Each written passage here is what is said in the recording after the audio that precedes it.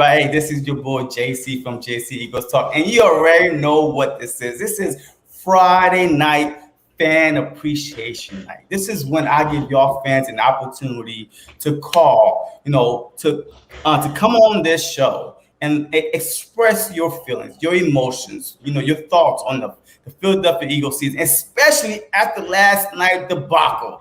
I really want to hear your thoughts tonight. But I got with me my road dog, Coach Dante, to help me out tonight with y'all fans. Because I know that there's a lot of fans out there. They are pissed off. They are mad. They are confused. They are angry. And I needed some help. So I called my relief pitcher right here, my man, Coach Dante. Let me know about you, Coach. Hey, man, shout out to my boy JC, man, again, from having me on the show. My road dog, man, y'all already know. Had to call a coach up in here, man. But like I say, y'all can find me on Coach Dante31 on Twitter, Coach Dante31 on Instagram, and Coach Dante on YouTube, man. So I'm here to help you guys out, to express all you guys' feelings. I don't care if y'all got a rant, if you don't like. We all got different opinions, but like I say, I know I'm kind of upset about the situation what happened last night, but that's not the product we're gonna see on the field. So I'm just ready to get more into it when the show starts. So I'm happy that you got me here, man. Again, I'm happy that you got me here. I'm ready to get started, man. No problem. And you already know how we start this show, man. I mean, I know last time was brutal. I know y'all didn't hear this Eagle national anthem at all. So it's my pleasure to present to y'all the Eagles national anthem.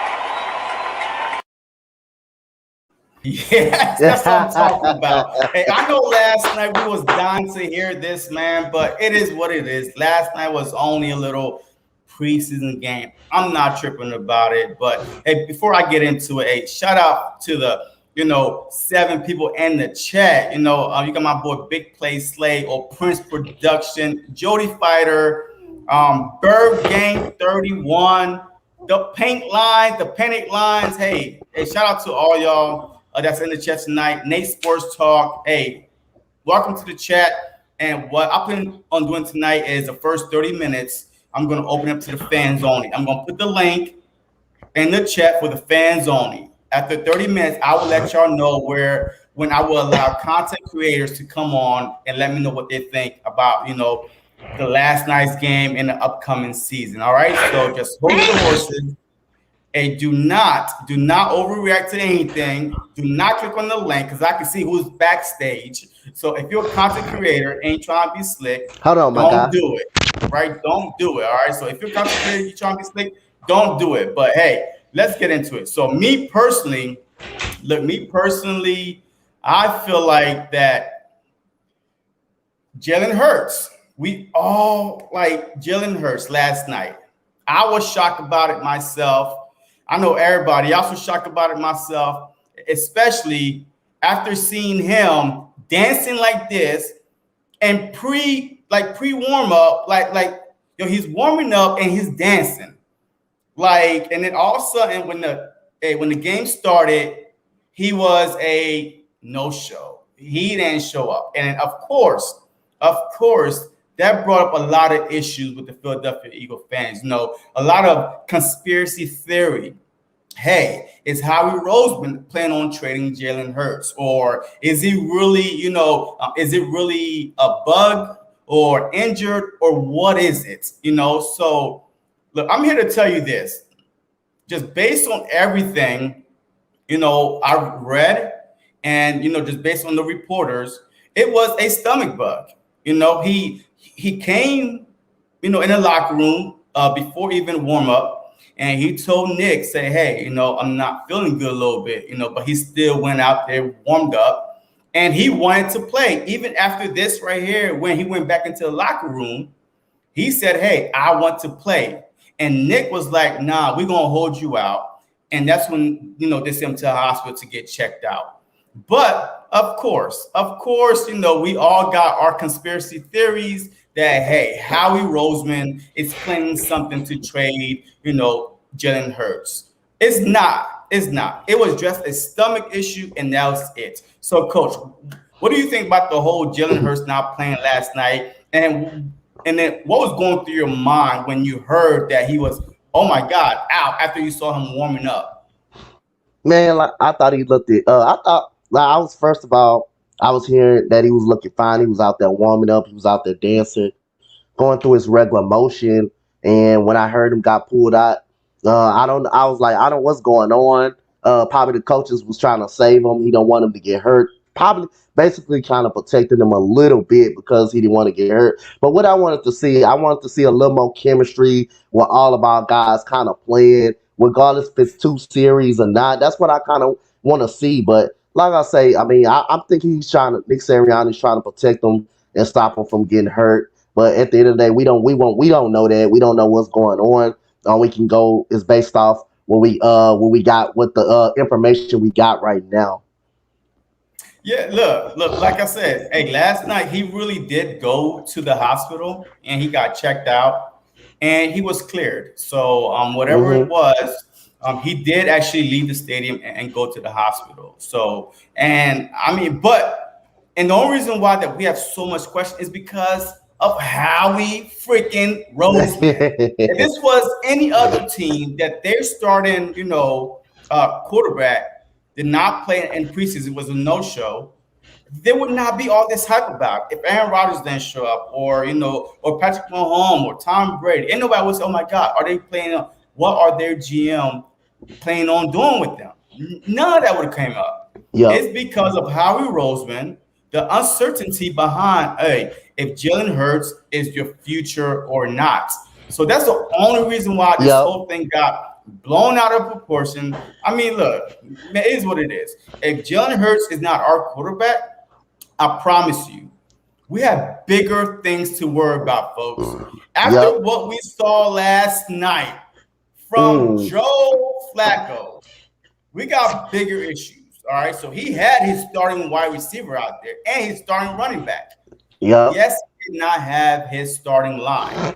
I understand. And I didn't understand that, that game plan either, because you had your starting wide receiver, your starting running back, but then you have a backup offensive line and quarterback. So what do you expect to accomplish? So what was going through your mind, Coach, when you saw, oh my God, look, Rager's out there, Watkins out there, Smith out there, Sanders out there, but there's no Brooks, Lane, Mariota, Kelsey, none of them out there. And it's Joe Flacco. So what was going through your mind at that time?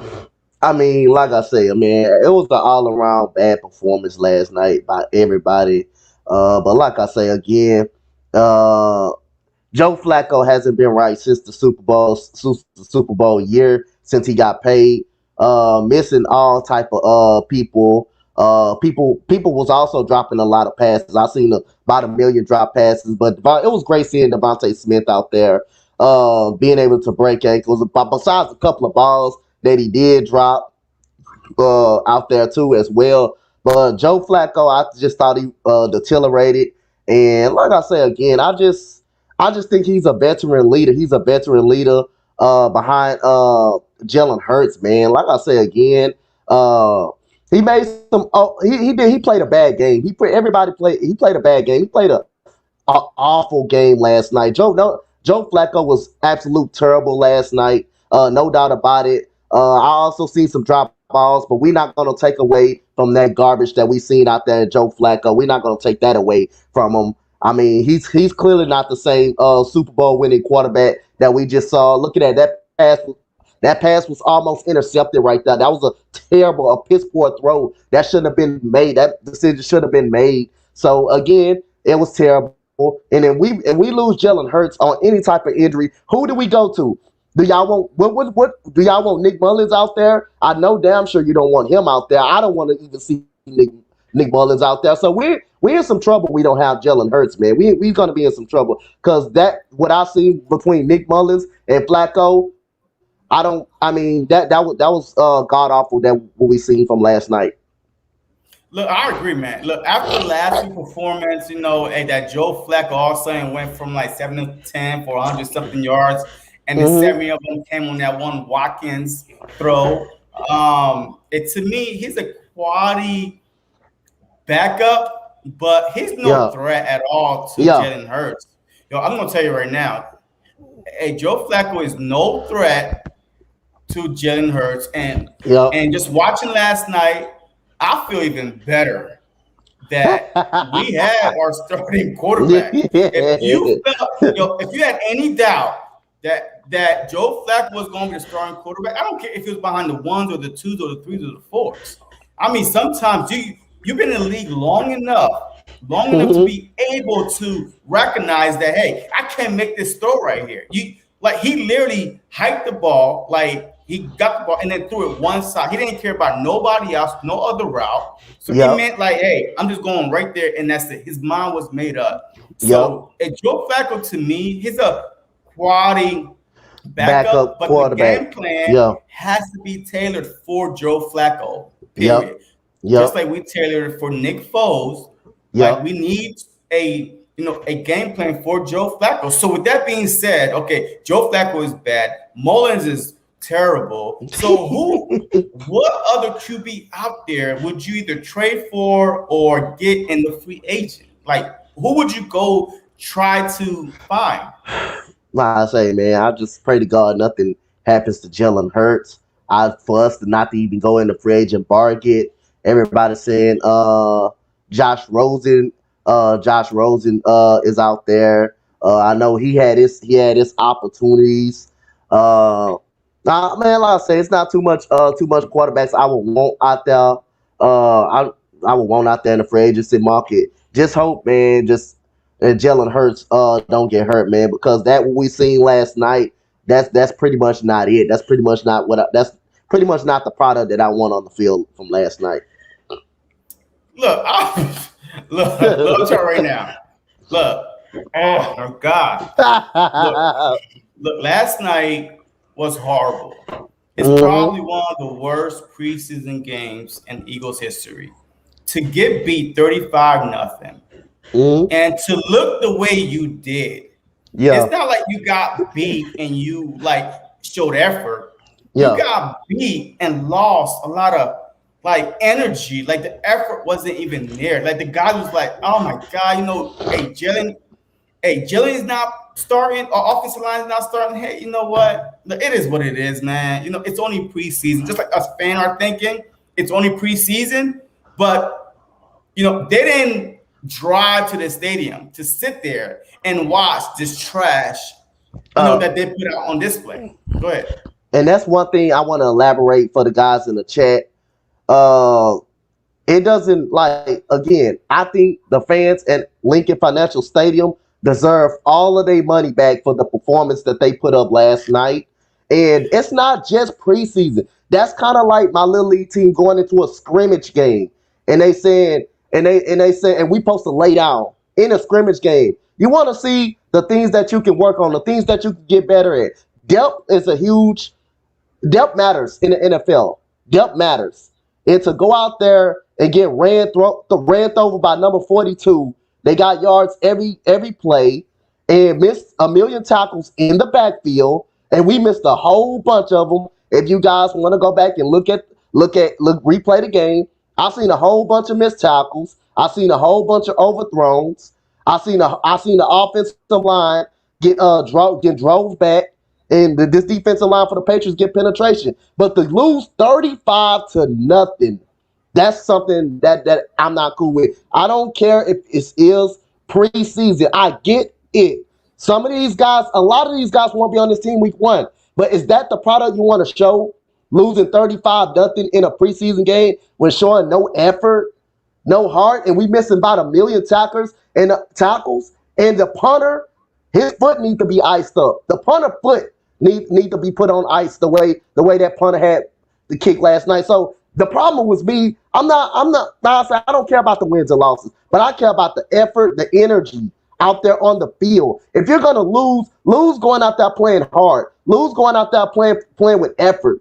If you're gonna lose any type of ball game, don't go out there losing like this, missing tackles and stuff like that, and get blown off the line. Don't go out there getting having 200 yards running on you with number 42 and with number 38. Don't go out there looking like that. That is my problem. That is the problem that I have.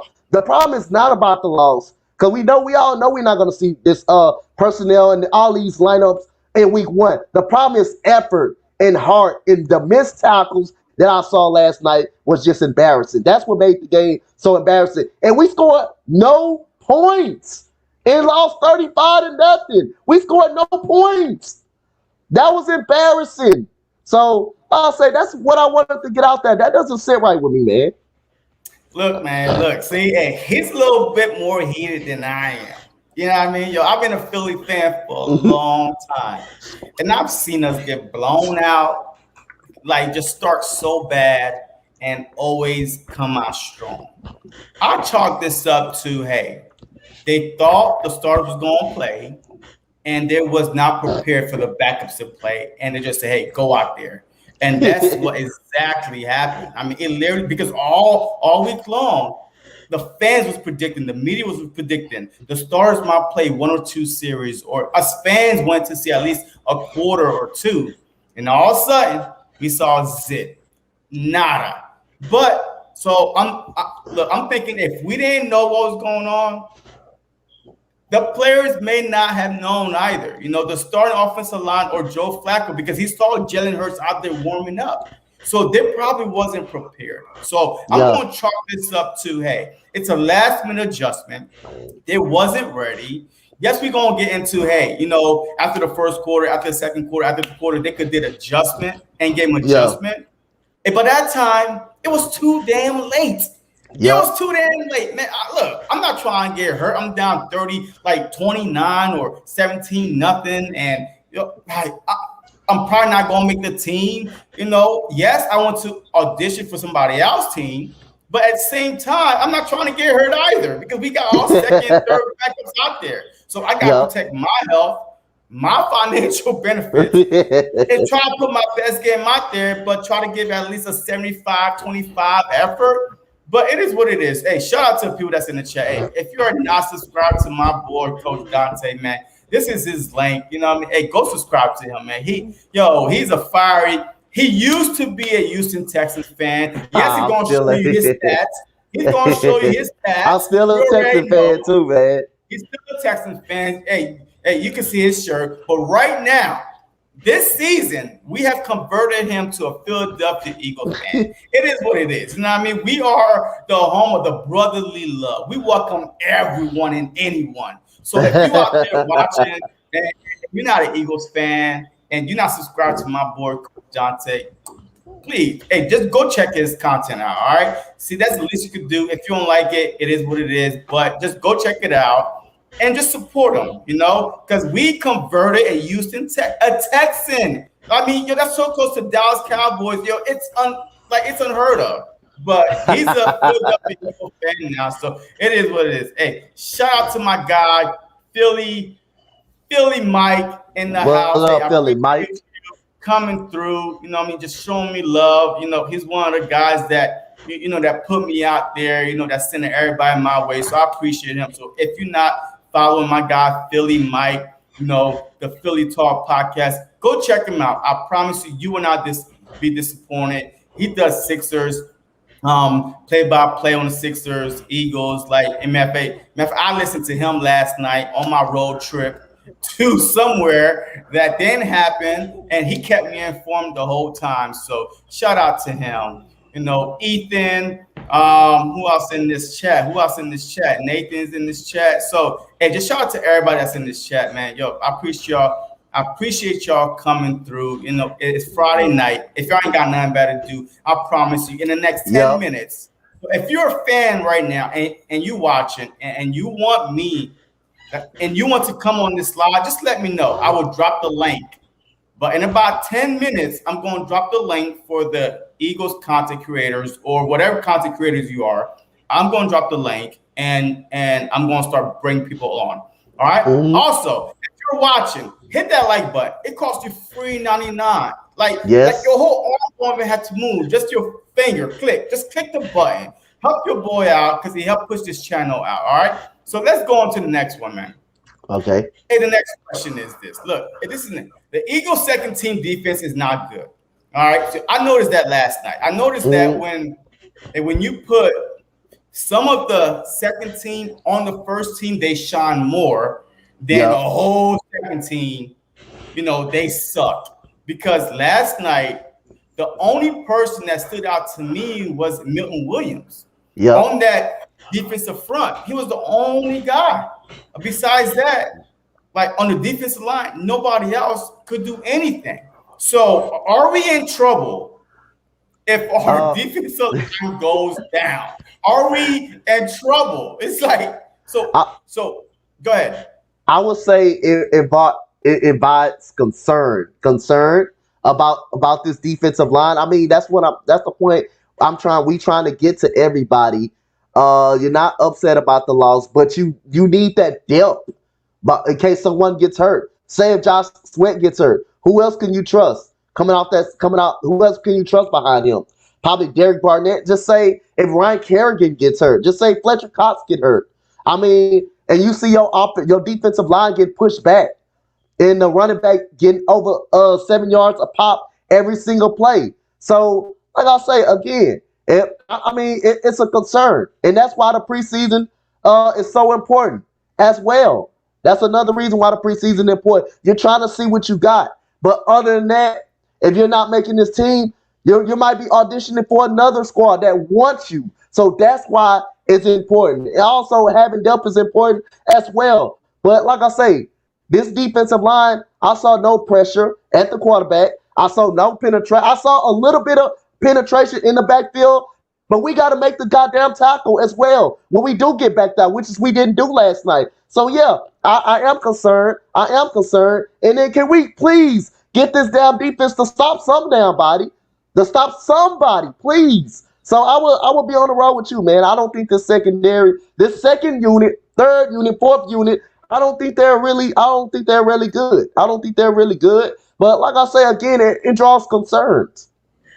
See, look, this is another reason why I'm not concerned about the Philadelphia Eagles moving forward, because hopefully, like I'm knocking on wood, all these wood I have, I'm telling you right now, I love our first team defense. We saw Yes, what I they love. did Yo, yo. against the Pittsburgh Steelers. So I think this was a number, I guess a number 4 preseason game or a number 3 preseason game because we only got 3 preseason games this week in this year, and Nick saw a lot from the first team defense throughout the joint practice this past week. So he felt comfortable enough to say, you know what, I've seen enough. So now I'm going to try to see what we have. So I'm going to give them second and third game to show me something. You know what I mean? And then they're Hmm. going to decide, who should make the 53 man roster. But I feel like the next game that they will be much more prepared because look, the Patriots got embarrassed Hmm. all week. All week, the Patriots been getting beat on by the Philadelphia Eagles defense and the red zone. Like they had like freaking 20 shots at it and scored nothing. They couldn't do nothing against the first team defense. So of course, against the second team defense, Cam Newton. All right, the Patriots started the first team offense. So what do you expect when your first team offense is going against a second team defense? Of course. I mean, they're going to beat on them. You know what I mean? So I'm a senior and you're a sophomore. I'm going to dominate you. That's what the second team defense is. They're sophomores, and the third team is freshmen to me. So believe me, the pitch, I knew that was going to happen because I'm like, your Bill Belichick is too prideful. All week we've been hearing about, oh, Patriots is getting dominated by the Eagles defense line. Patriots is getting beat up by the Eagles offensive players. Of course it was going to come out. But I don't think that they expected the Philadelphia Eagles to start this second and third string.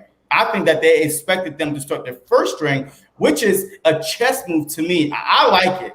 I like the fact that that's my biggest concern is I know Bill Belichick, so I think that he's gonna have something in his pocket just based on all the rumors, all the reporting this past week, and enjoying practice. So he came out and was like, you know what, this is what I got, and he did his thing. You're supposed to do your thing. If you play a team that's less talented than you, you're supposed to dominate them.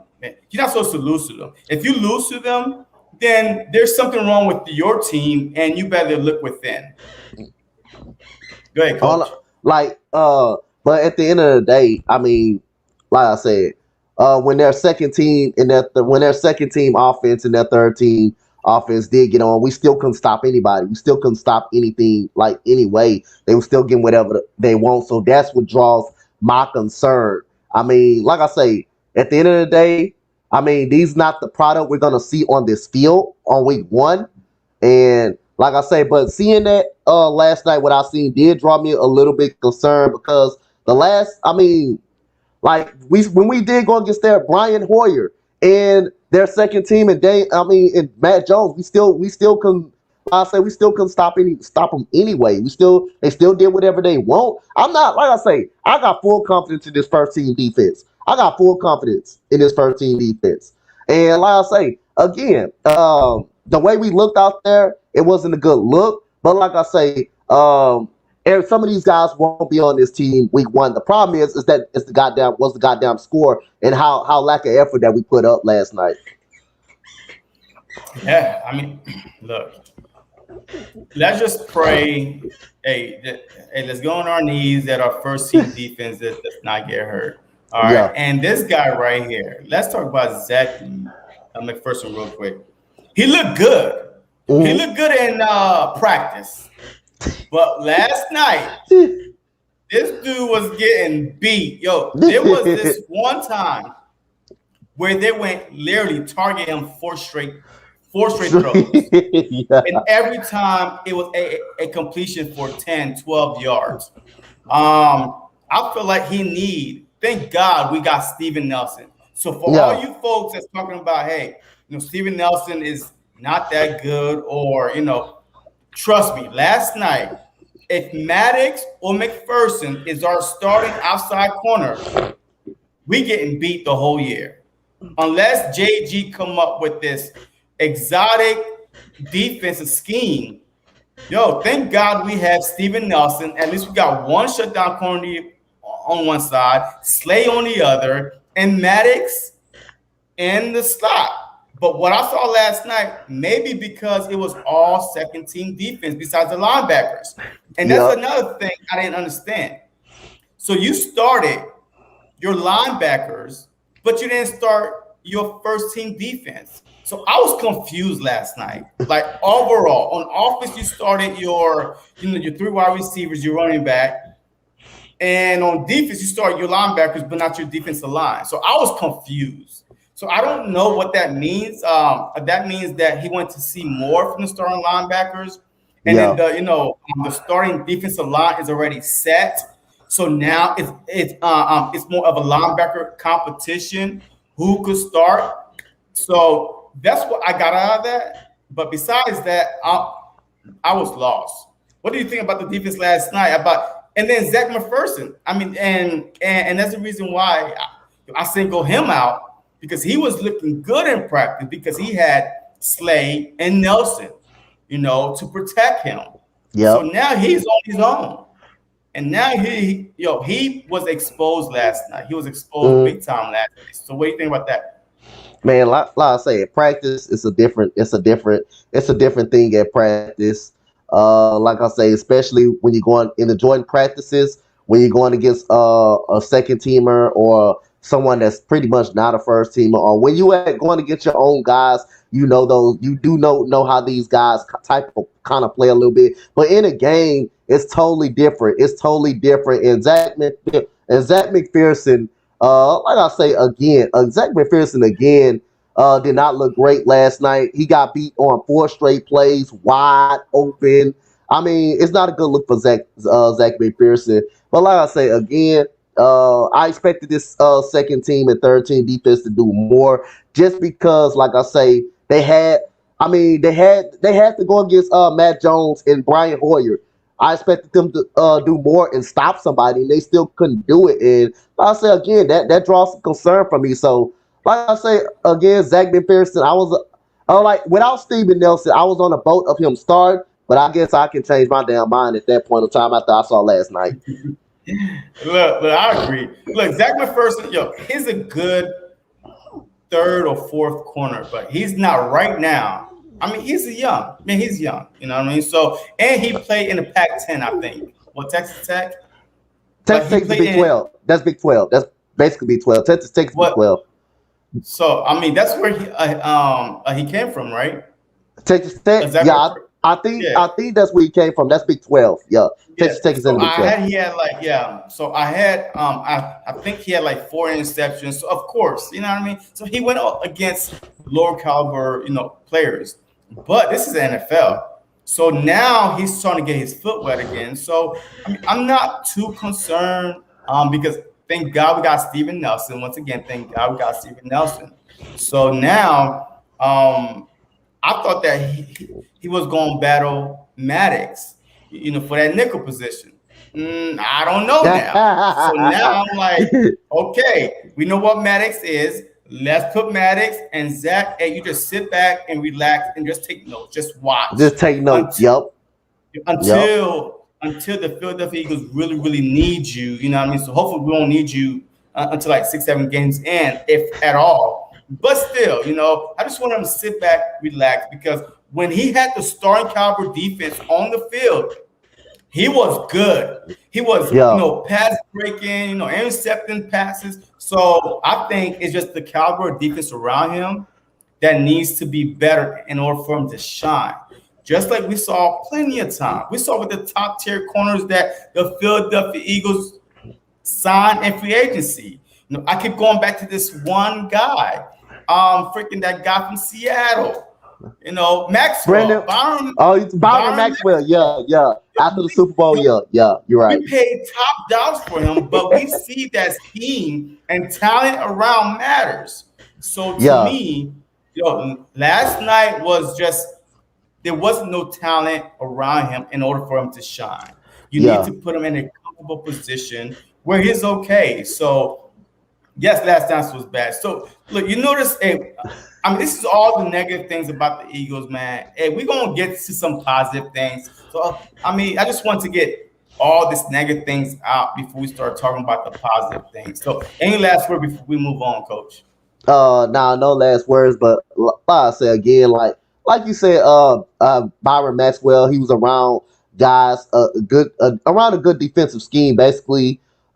Richard Sherman, Brandon Browner as well. He was around Earl Thomas, who's probably one of the best safeties in the league at that time, and also Cam Chancellor, a defensive, and Malcolm Smith, and all of those guys. When you were around a lot of great defensive players, that all of a sudden help your game as well. And then Dan Quinn had a great defensive scheme as well, so that pretty much will hide you and protect you pretty much when you're playing around great players like that. So I think it takes for Zach McPherson to play around somebody like a Steven Nelson or Slade to be pretty much to succeed. So I definitely agree with you on that part.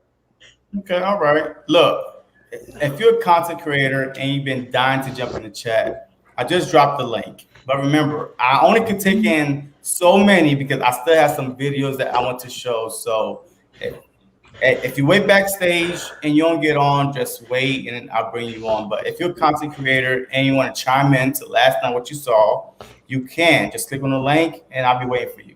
All right, so let's move on. Hey, the coaching staff. All right, so I think everybody was overreacting to the coaching staff last night. Because, they were saying, oh, my God, our coaching staff is stupid. They're young. They don't know what they're doing and blah, blah, blah. Look, I want everybody to pump their brakes. Like, I really want everybody to pump their brakes and just relax. The coaching staff at that time, they had to do what they had to do with what they had on the field. Yes, I understand. But if the talent on the other side is so much better than you, there's only so much you could do. So what do you think about people, talking bad about our coaching staff as a whole? Because so far, I love our coaching staff. I love JG. I love, Jonathan, our head coach, our office coordinator. I love everybody that we brought in. The new energy, the excitement of it. Last night to me was nothing. I look at the Pittsburgh game and say, you know what? That's a coaching staff that I like. That's the coaching staff that we have. But last night was just everybody just kind of like did not expect to be playing second stringers and was not prepared. Yeah. Coach. Like I said again, they clearly wasn't ready for it last night. When you're still playing against a guy that wanted a trade to kill Harry. He's supposed to be a first stringer. He didn't get the start. He didn't start because, like I said, he's off in the trade rumors. That's probably the best receiver they have.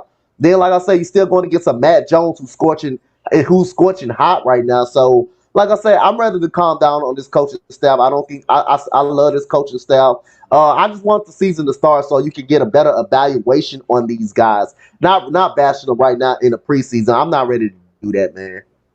All right, so hey, we got one of the content creators up in here, Mr. Crockpot. Hey, what's going on, my guy? Hey, what's good, Mr. Crockpot? What's up? So hey, all right. So hey, if you've been listening, we talk about the offensive struggles, the whole Jalen Hurts bug virus thing that people took out of context, trade rumors, whatever it is. So what was your thoughts on last night overall? I think you guys touched on it. By the way, I'm Chris, by the way. How you doing? I'm the CEO of the Painted Lines. I run the YouTube channel there. Anyway, I was upset because you hear it all week and all week and all week. Jalen Reagor, one-handed catches. You saw, the franchise, dead set on Jalen Hurts. This guy is a number one franchise quarterback. And what happens is, Joe frickin' Flacco comes out on the field. So, truth be told, I have been getting killed about my Jalen Reagor love. I'm a Jalen Reagor truther. I'm still a fan. I think he's going to really translate this year. And seeing all the news that he's making, especially during those practice games versus the New England Patriots, and sure enough, to not see Jalen Hurts or Jalen Reagor make any kind of impact in this preseason game, it hurt. But as soon as you saw, we were in that second quarter, you were like, I get it now. Oh. You're like, the Eagles' lack of depth was the true story of this game. I have no issues with the coaching staff at all. Yep. If anybody is watching these games, you truly know this team is built on the trenches. Nobody played there. A little worried about Herbig a little bit, but no one truly played there. If the Eagles are going to get a division crown this year, it's going to be through health. God forbid, if they can actually freaking stay healthy for once. But I have no issues with the coaching, the scheme, the play calling on defense, on offense. It's all vanilla. You're an idiot if you think you're going to see these Nick Sirianni reveal what he's going to run. I think that's the beauty of the mystery of what we're going to see this year. You Absolutely. Don't know. You the RPO with Jalen Hurts, who crushed it last year in the RPO, by the way. You just don't know what to expect, for better or worse. I think there's a mystery factor regarding Nick Sirianni and Jalen Hurts, and even Jonathan Gannon. We haven't seen any stunts. It's been no blitzing whatsoever on the defensive line, no movement whatsoever, and they're still getting it done. I look at everything I saw week 2 against New England Patriots, and I'm throwing it out the window. Gone. Out of here. Yes, sir. Look, hey, this is your first time on this show. So what do you think about Jalen Hurts' potential overall with this offense? And how good do you think the Philadelphia Eagles could be this year? Just looking at the top, I believe even PFFs think that we got top 5 offensive line, top 7 defensive line, or whatever it is. So, so how good do you think that Jalen Hurts could be, and overall how this team could be this year? Could we be fighting for a wild card, division crown? What are we talking about here? That's a loaded question, bro. That's tough. That is really tough. You don't have a sample size. What you have is 2 years of injuries across the offensive line. You've got a receiving core that has major question marks that are showing flashes right now. They're truly showing flashes. There are just a lot of question marks when it comes to Jalen Hurts, when it comes to Nick Sirianni's offense, when it comes to who's going to be in and out of that offensive line.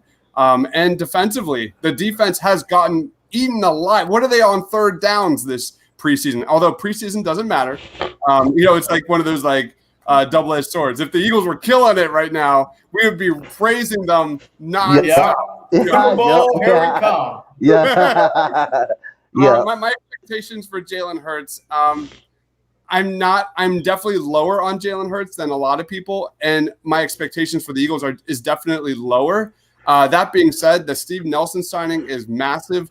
The development of the wide receiving core, which is a major weakness, is definitely a positive development. You see them. Devonta Smith. How many times have you seen an Eagles wide receiver run that freaking route that he did last night? That is something we haven't seen in Philadelphia in a long, long time. Jalen Reagor taking that next step. And, of course, Quez Watkins being that wide guy, but also a guy that can play in the slot, stretch the defense. And then you go to the linebacker core. TJ Edwards and Alex Singleton was absolutely terrific yesterday, especially in the screen game. I love seeing those two blow up a few screens yesterday, which killed the Eagles, misdirection, you name it. So there is definitely a lot of positive signs. But when, like I said, going backwards, as much as I want to see a great performance in week 2 of the preseason, it's all about the starters remaining healthy. And if the starters remain healthy, this could be a solid 8-win team. I'm going to go 8. All right. So our 8 wins. Last in the division, third in the division, no, second. I'll be tops in the division. Yep. Tops in the division. Wow. So you think that everybody's going to win 8 or 7? No, I'm not a believer. I'm not a believer in the Cowboys. The only team that stands in my way for me is the Washington Redskins. That front 7 scares the shit out of me. That will always be the number one issue for the Eagles moving forward. It's Washington. For me, it's you look at that team on paper and their ability to get after Jalen Hurts. That is my biggest concern in this division. Okay, look, I like your take. I like your honesty. Some Eagles fans would not like what you're saying. Especially some content creators, guys going 12-5, 11-6, including myself. But it is what it is. I expect everybody's opinion and honesty. And this is what the show is about. Hey, if you got a different opinion, just talk about it, man. I'm not gonna say, nah, man, you lying. So you just go ahead. It's all fluid, right? Everything's fluid. If the Eagles are, 3-1 after the first 4 games, and Hurts his accuracy is showing up, they're actually healthy on the offensive line. There's so many ifs. I can't personally, in my heart, expect that offensive line to stay healthy. We haven't seen it. Well, at what point does it become a pattern?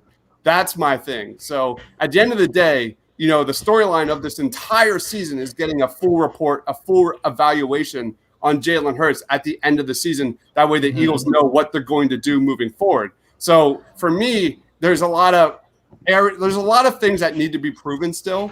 And before I go into 11-6, 12-5, as much as my heart wants to say that, there's just way too many question marks staring me in my face that I just can't just throw away. There are a lot of ifs, but if for once the Eagles can develop some of the talent, I'm talking about Josh Sweat having a breakout season for the Philadelphia Eagles. I'm talking about Avonte Maddox thriving in the slot where he should have been playing. I'm talking about Steve Nelson, finally a number 2 corner on the outside for the Eagles, where they were picked apart all year last year. If they can be that defense that doesn't break. What was the word? Like can contain the explosive plays on defense. If this is an offense that we're going to see, kind of Jalen Hurts establish the run to set up the deep pass. There's a lot of reasons that Eagles fans should be excited, and rightfully so. Okay, look, I like it, man. Look, I like it. And like this offseason, like this training camp, I've never heard so much about two players, Mariota and Hargrave. And as of today, when I read it, Hargrave is actually the number one player on the Philadelphia Eagles in training camp and offseason. He's been that good. So that means if Hargrave could be that good, Fletcher Cox should be getting single covers. And then that means it's open season for the defensive end. So what do you think about Hargrave and Cox? And what do you expect from only the defensive line? Like, where would you rank them, the defensive line? Right up there. Top of the division, top of the NFL. I mean, they were last year as well in terms of sack rate. But I love how you said Javon Hargrave. This is a guy that, came in strong really at the end of last season. He's had a great camp. He's going really strong. Another Milton Williams. Milton Williams is another guy that I have been impressed every step of the way. Training camp, preseason, you name it. I love that ability to be able to play on the edge, bull rush up the middle. That dude can play anywhere. He's got the size, he's got the speed, he's got the quickness. It's just about putting it together. But I'm an old school guy. I've been an Eagles fan my whole life. I'm a Jim Johnson truther. Defense should be built on the defensive line. The question is, what are we going to see from Jonathan Gannon when the season starts? Nobody knows. You're going to see a lot more stunts. You're going to see a lot more movement across that defensive line. And I think, like you said, man, that is the bread and butter of this team, period. And I think that is the biggest strength going forward. That Fletcher Cox, Javon Hargrave, Graham, Josh Sweat having a breakout season. Everyone's saying he's going to have 10-plus sacks. Barnett. Probably more than that. Yep.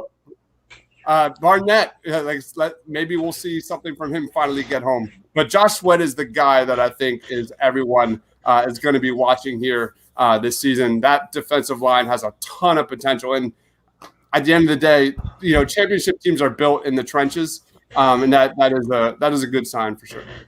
So do you think that Josh Sweat should start over Barnett or Graham? No. Yes. It's not even I'm not a Barnett guy. I'm not. Barnett is not a bust. I'm not saying he's bad.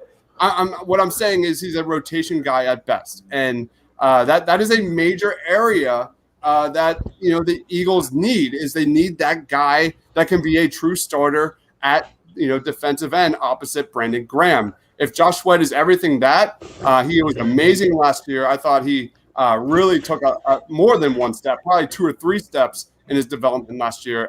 So it's definitely Josh Sweat. Even what Daniel Jeremiah said, if he plays healthy, if he's healthy this season, 10-plus sacks, you can put that in the bank. So for me, it's Josh Sweat. I love it. The Eagles haven't had a 10-plus sack guy on the edge since Trent freaking Cole in 2011.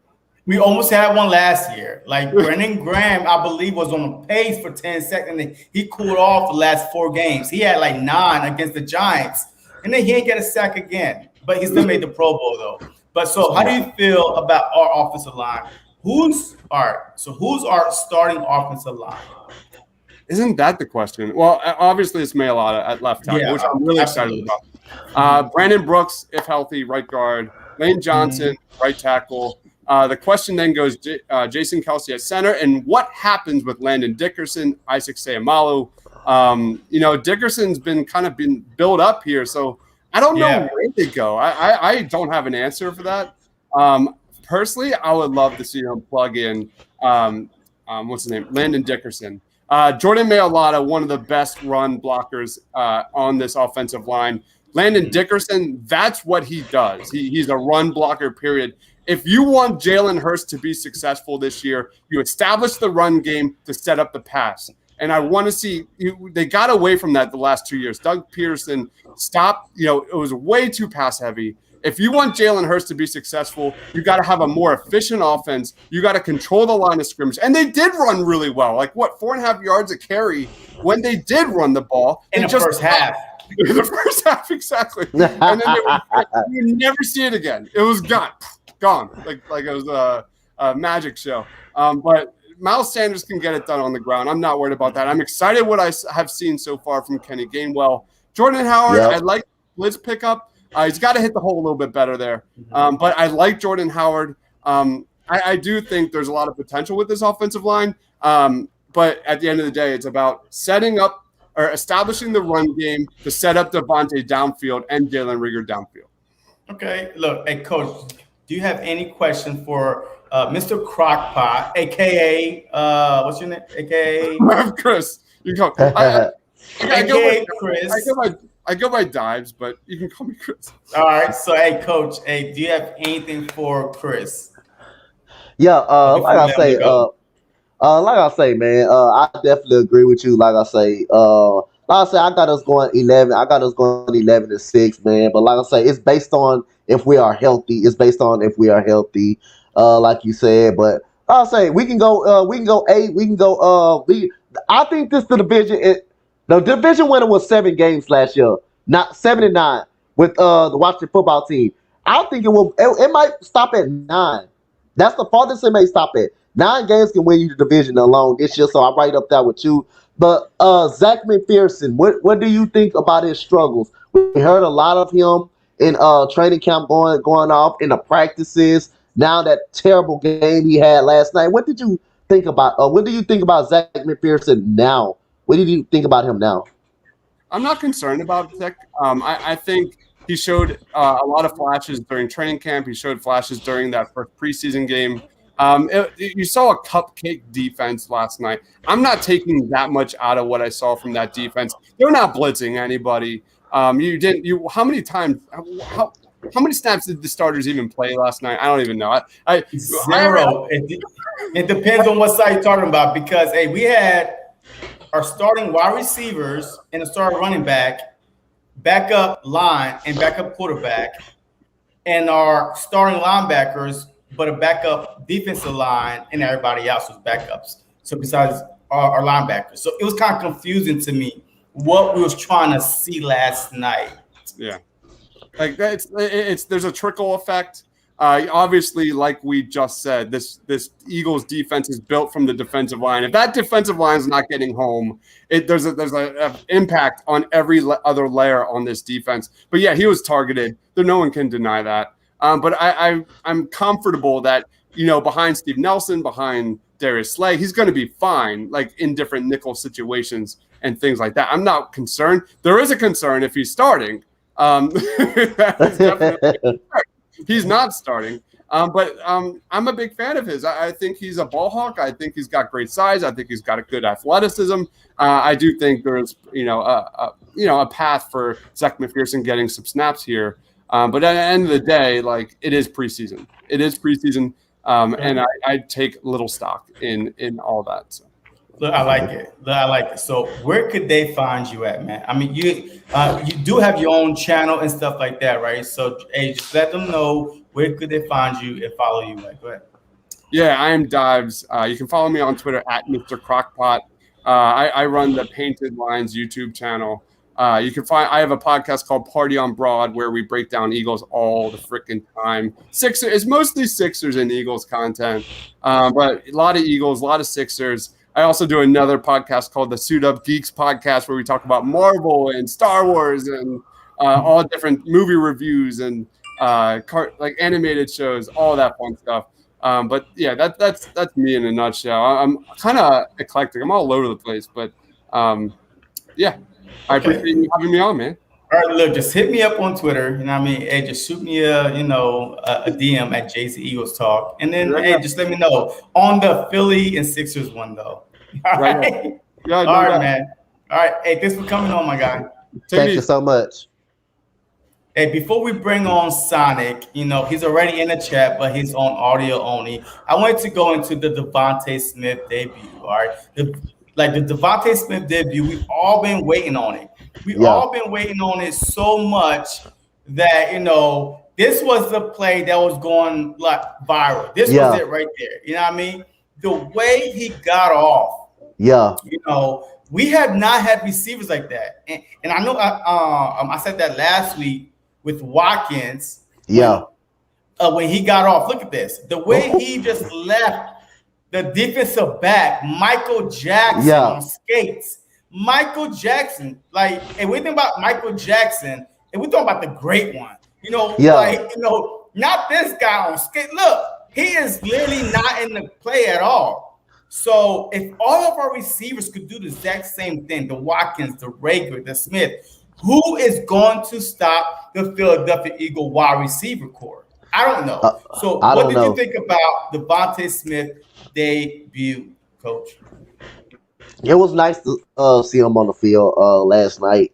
I say the drop that he had a couple of drops, but like I say, you kind of expect that because he hasn't played in a preseason game yet. You can say the ball a little bit behind him, but as a receiver, if you get your hands on it, you got to come down with it. It was a little tough catch, but I'll say again, that play right there, it's kind of like we all say when the receiver got the advantage every time because he knows what he's gonna do, and to stop on a dime like that and leave the cornerback by like 5 yards after that, that's just impressive, man. Like I say, good footwork, great hands, couple of drops last night, but like I say again, he hasn't played in a preseason game, but it was exciting. It's exciting to watch that guy play, man. So like I say, the breakdown was perfect. And then the man almost to his ACL up on that play right there. So that was a great. That's just a great move. But I think Devonta Smith, like I said, I got him offensive rookie of the year and rookie of the year. I think this guy's going to be something special.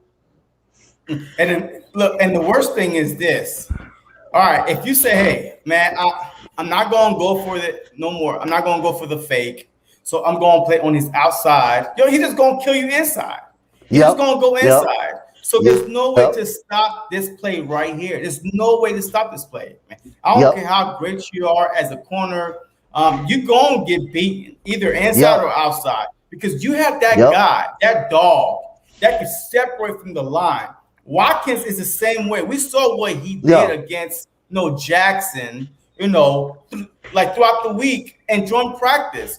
Rager is the exact same way. So we have 3 guys that can literally beat every one-on-one matchup. One-on-one matchup, they could beat all of them. So I'm feeling confident. So I feel great too. Is panicking. There's a lot of people that's panicking about the Eagles' offense. I'm not, because last night was not the real offense. So now we about to bring on Sonic. He's audio only. So Sonic, what did you think about Devonta Smith debut?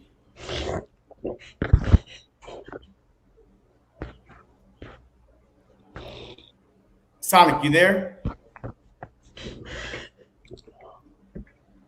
All right.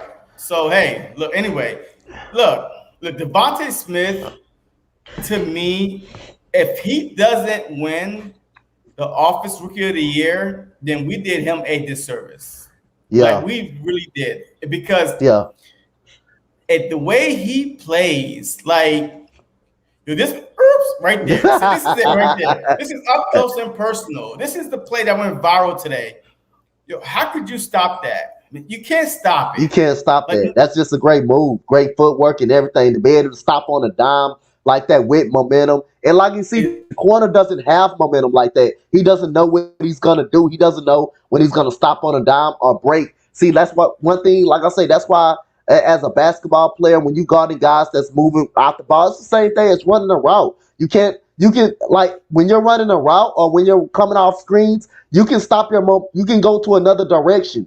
And the defender, hey, they can't do the same thing. They can't go another direction. Only you as a receiver can stop your momentum and being able to adjust. And that's what Devonta Smith did. Like I said, he planted them feet, came back, and then you saw the cornerback did a little stumble, and I mean that's tough as a cornerback. But that's great footwork, man. That is great footwork by Devonta Smith to able to plant your foot like that, and plus he just had an injury. To able to plant your foot like that and just come back to the ball and get 5 yards of separation. That's That's spectacular, man. That is awesome, bro. Look, I love it. Hey, shout out to the 8 in the chat. Once again, if you are new to the stream and you're not following me, hey, go follow me, go subscribe, hit that like button. And if you're not following my boy, Coach Dante, his link is in the stream. Just go follow. I promise you will not be disappointed. We convert him. If you haven't heard this before, he used to be a Houston Texans fan. Regardless of what he said, right now he's a Philadelphia Eagles fan. And he has knowledge on the Philadelphia Eagles more than regular Philadelphia Eagles fans do. So trust me, he's a real Philadelphia Eagles fan, regardless of what he says. So hey, just go check out his work because we do a lot of shows together and more to come in the future. More to come in the future. More to come, man. So Sonic, hello. Hey, could you hear me? Hello. I can hear Sonic. Okay. You can hear me?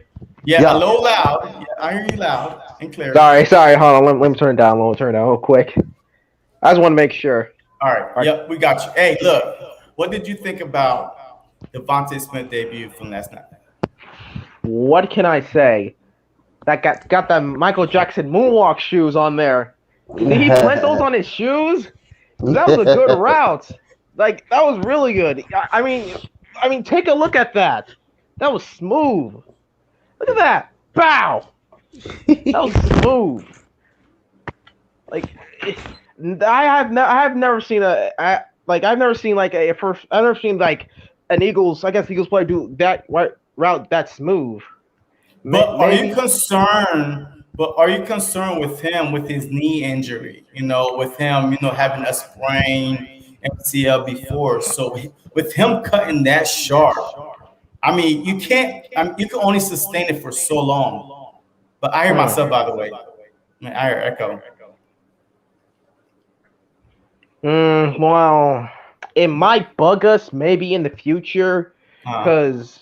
I mean, when you have a sprained ankle, it's not gonna last. It's probably gonna keep continuing. But I think we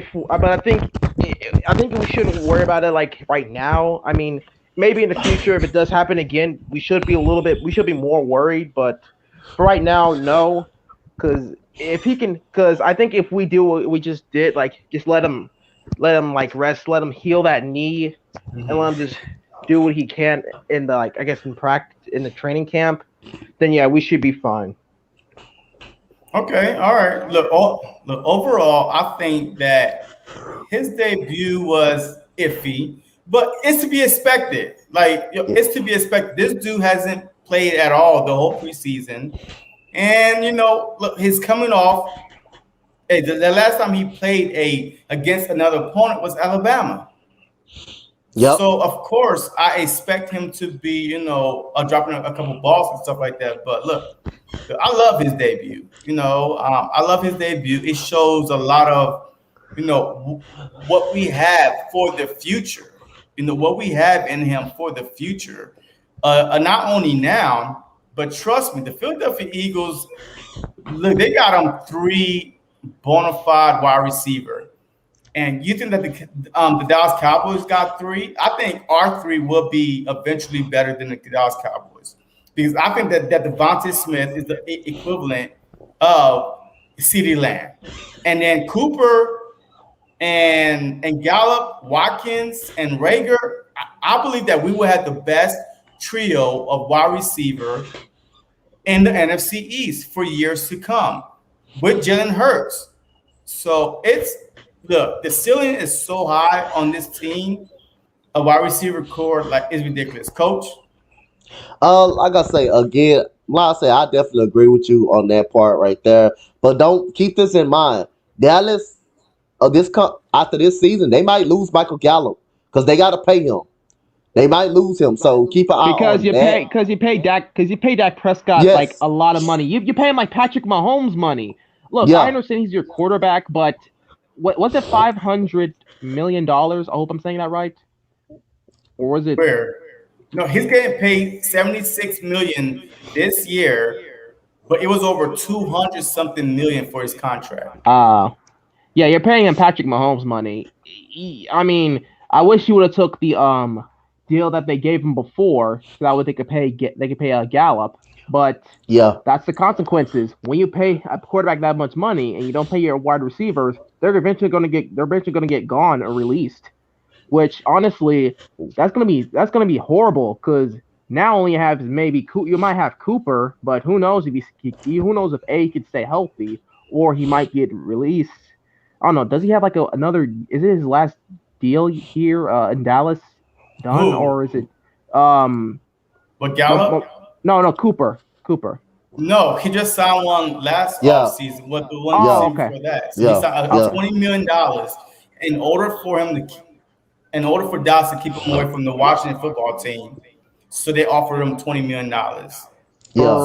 For how many years? Because I think it's 4 years. I believe it's 4 years. Okay. And then he signed it off season before the last season started. Okay, So he basically got 3 more years in the deal. All right. Yeah. I mean that's probably the only two they're gonna have. I mean, Gallup is gonna be gone, and he might play better with another team than Dallas. And Dak Prescott, I don't know if his arm's gonna be ready because I mean I think he had like MRI surgery, something like that for his arm. But who knows if it's gonna recover or not. Agreed. That's the issue. You can't, that's the issue. And the main problem is Cowboy fans is making fun of us, and I'm like, what about your quarterback? Your quarterback's having an issue. I don't know if his leg's going to be healing up. I mean, his leg, I already know he took a surgery, but who knows? It might get injured again. His arm's not going to be really good. So, worry about your quarterback. Don't worry about us. Yeah, I agree. Yeah. Look, hey, what was your biggest takeaway from last night before we let you go? Well, are we talking about like negative or just positive? I mean, hey, overall, negative, positive. I just want to hear because a lot of Eagles fans are panicking right now. So I came on here tonight to try to calm them down a little bit. So I mean, negative, positive, man, it is or both. I probably would say maybe like a D minus, but I will say a D minus because I will say there were some good plays for Devonta Smith. I think Milton Williams is doing really good, and I guess you could say, but if I had to defend one person, I would have to say Zach McPherson. Yeah, he struggled, but he had no help, and he's playing a cornerback, and he was drafted 4th round. 4th round picks aren't, I mean, they're not like big, and I think he just has more room to grow. And also, he's a rookie, so he's gonna make mistakes anyway. Look, hey, I agree with you, man. So, hey, let them know where they could find you at. Well, I'm at Sonic 2.25. I make highlight videos. I make Eagles, I guess live streams. Eagles live streams. I have a Twitter. I think it's Sonic. It's basically just Sonic. I'll put my Twitter's in my description if you look at my channel. Okay, so, just drop it into the link, all right, in the chat. All right. My brother. Channel and my Twitter? Yep. All right. Everything. All right. All right. Hey, appreciate you coming on. Appreciate you, Sonic. Hey, real quick, before we bring on Big Play Slay, y'all hear Ango? Look, if you click on the link, you'll be able to come on. Hey, just scroll up and you'll see a link. And just click on it, and you'll be able to come on. Big Play Slay. Oh, shoot. Here we go. Big Play Slay. What's going on, Big Play Slay? So I know you're not panicking. I'm not either. So let me know, when you was watching the game last night, if you did watch the game last night, what was going through your mind?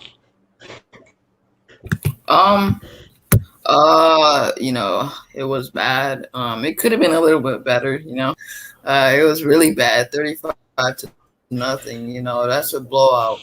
But I'm not gonna get overreactive. It's just the preseason. I could say all that, but this is good for the Eagles because this is just one bad game in preseason. This is gonna help you learn. If you get blown out like that, that's gonna make you learn and get better.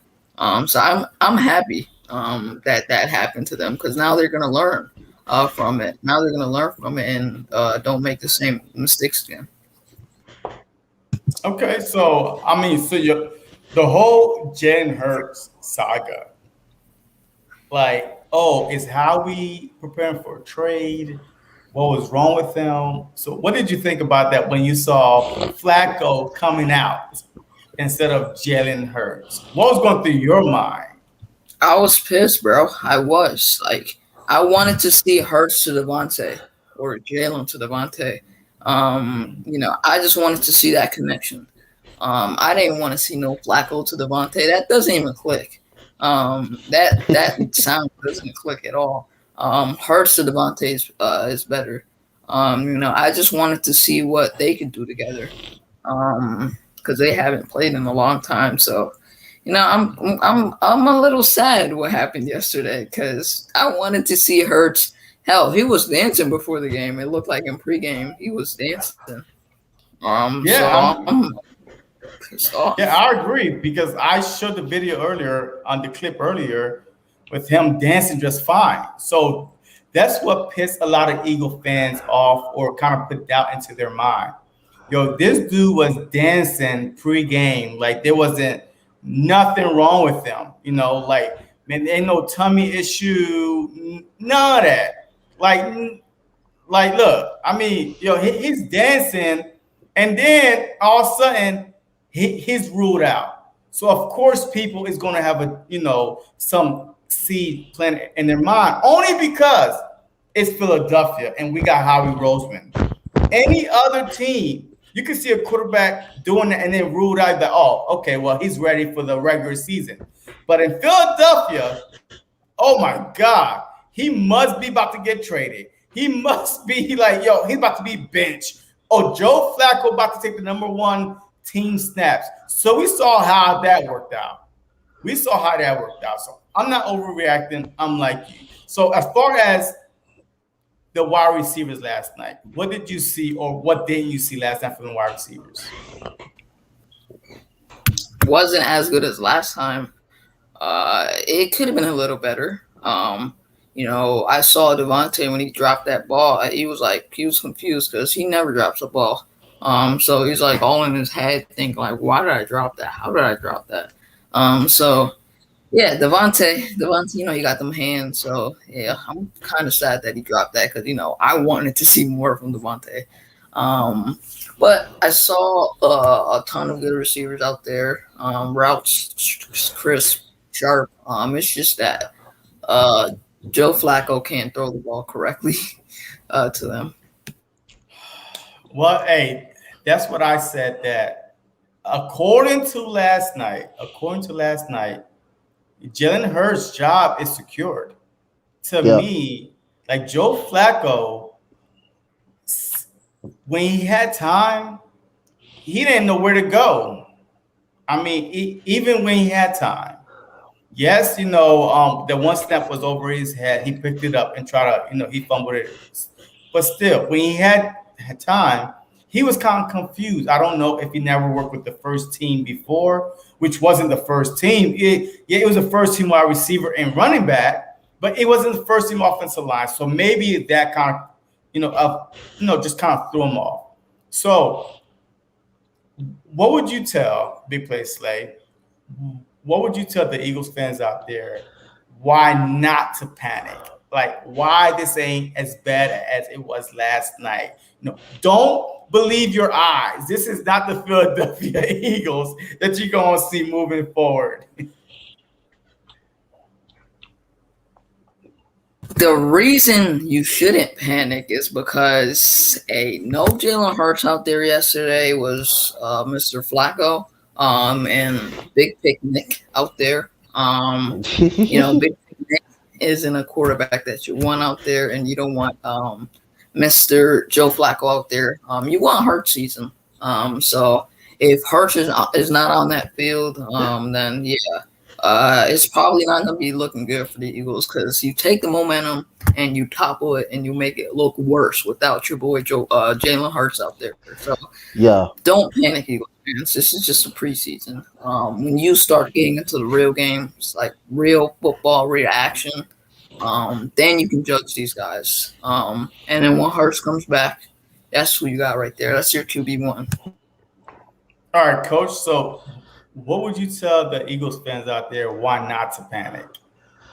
The same reason, like Big Play Slay said, but I got a different reason because, like, first of all, this is not the product you're gonna be seeing on the field. The only problem I got is the score and the lack of tackling that we missed, the lack of effort. But you won't see the same effort on during the season on week one. Like I said again, Jalen Hurts. We gotta hope, we gotta pray to God that he doesn't go down. Gotta pray to God. We should all be praying God that he's like okay right now. But Jalen Hurts is gonna be a big part of this team, big part of this running game.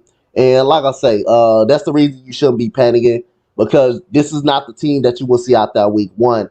But you do got a lot of concerns in the backups. In the backups, who can you trust as a backup? And like I say right now, I don't know if we got a backup goddamn quarterback for what we seen last night. And you know what?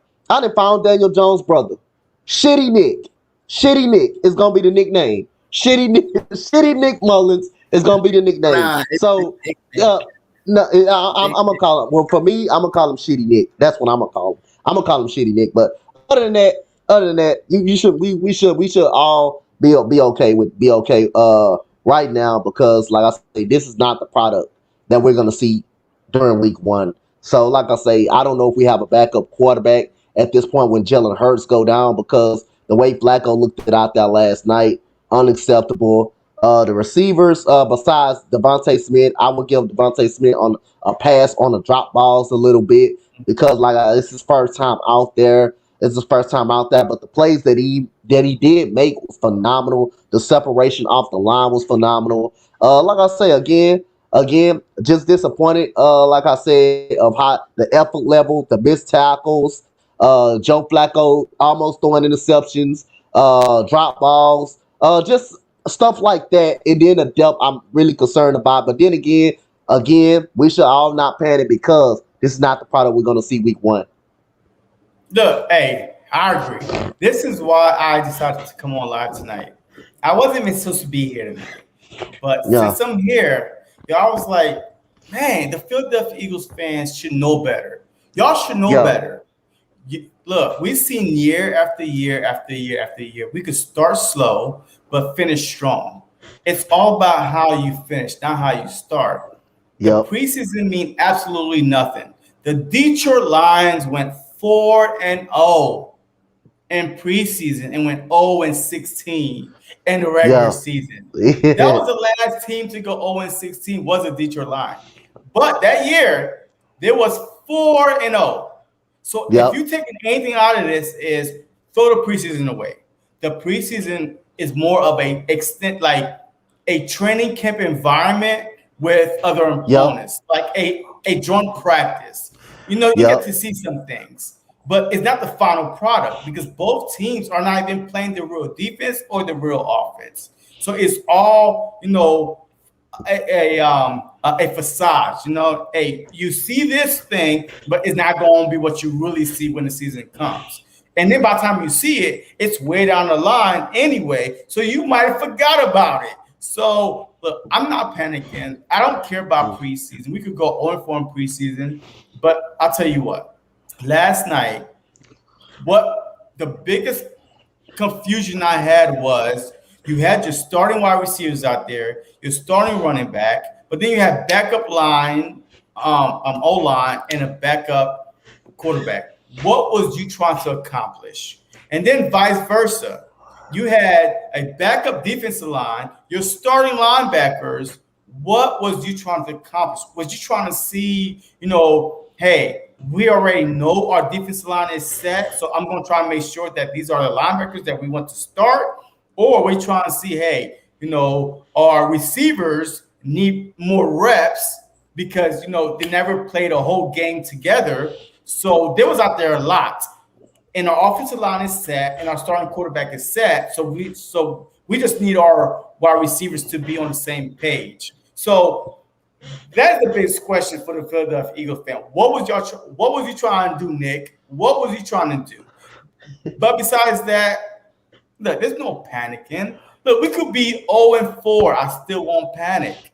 I'm telling you, I've been alive long enough to see the Philadelphia Eagles go 0-4 and wind up in the playoffs. Believe me. So I'm not panicking at all. But a preseason, I'm definitely not going to go a gray beard over it or gray hair over it. I'm not. So look, there was a few bright spots last night. It wasn't all bad. Devonta Smith debut was beautiful. Yes, he dropped a couple passes, blah, blah, blah.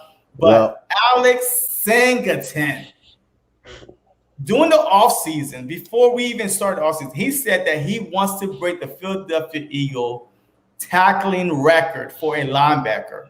And I think that he might do it. He might be able to get 140 plus tackles. Like, I don't know the record off the top of my head, but that's his goal. His goal is to break it, and he is starting in the offseason. So what do you think? What did you think, Big Play Slade, about our linebackers? Eric Wilson played last night, TJ Everett played last night, and Singleton played last night. And he by himself has 7 tackles. So what do you think about our linebacker core? Because I know you one of the biggest critics about our linebacker core not being as good as the other ones in the division.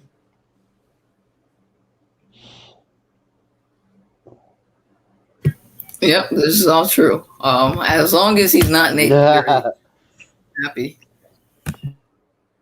Okay, so what did you think about Alex Singleton's performance, like overall throughout the preseason? Hey, do you think that Eric Wilson, Eric Wilson, and we know what he got because from Minnesota last year, but you was questioning our linebacker core. So far, 2 preseason games, and he's been the best linebacker on the field. So slowly but surely, the Philadelphia Eagles linebackers is starting to change your mind about how good they could be. I think they can, because if they're being like really solid out there, together, if they're all performing good together in the regular season and they're all hustling with each other, they're all just manufacturing with each other, I think this group can be very exciting out there on that field. Expect a lot of big things from these guys because they'll prove you wrong. So yeah, I'm happy about what these linebackers are doing. Especially Singleton. As long as he's not Nate Gary, I'm good. All right, look, hey, shout out to my boy Brandon Yarbrough, man. Hey, you know what? Hey, we have history, like almost 20 years worth of history because we served in the military together. So hey, shout out to you, hey, for showing me support. He said Devonta Smith ain't the problem. Absolutely not. Ain't no one blaming him, hurt or no one. Absolutely. If Jalen Hurts don't start the season, it's down to Philadelphia Eagles. I don't think we're going anywhere, regardless if we trade for Deshaun Watson or not, because he's going to come into a new system, not knowing anything. And if he does play, how long he's going to play before he gets suspended. So either way, this year, the Philadelphia Eagles are banking on Jalen Hurts or no one else. Ain't no Joe Flacco, ain't no Mullins, ain't no Big Nick, none of that. All right, it's Jalen Hurts season, and we're going to ride with him or die with him. That's it, period. And I feel like based on what I've seen from Jalen Hurts of Alabama, Oklahoma, and last year, everybody's saying, he was horrible last year. He had no preseason, COVID, and he wasn't the expected starter. He never got first-team reps last year. So this year, you could definitely see from the first preseason game that he's going to be way better than last year. I project him to be a top 10 fantasy football guy, quarterback, top 10. Mark my words, Jalen Hurts will be a top 10 fantasy quarterback this upcoming season. His mobility and his throws, I'm telling you, I promise you, he will be a top 10 fantasy football. Coach, Alex Singleton, talk to me. Alex Singleton in my opinion, is a very... Hold on. Go ahead. I was just going to say, I was gonna just say, before you were gonna go, I was just gonna say Jalen Hurts is already a top 10 fantasy quarterback. Yeah, I mean, look, I agree with you, but if he's a top 10 fantasy quarterback, what does that mean as a real quarterback for the Philadelphia Eagles? Like what, top 15? Like what? Like I mean, so like Slay. So if he's a top 10 fantasy quarterback, why can't he be a top 10 regular quarterback? Boom! You Because put your foot in your mouth. Yeah.